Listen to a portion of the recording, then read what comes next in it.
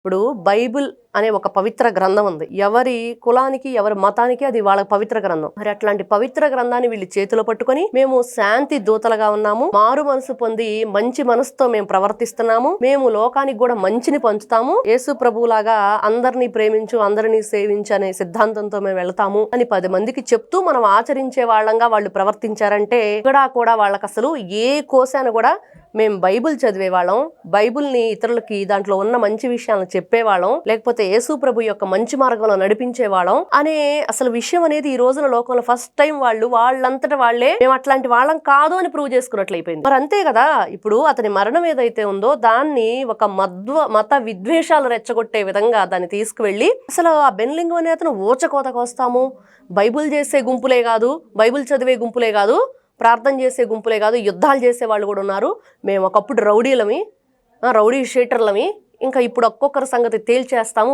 కోతకు వస్తామని అన్నాడు. మరి ఇప్పుడు అతన్ని ఏం చెయ్యాలి?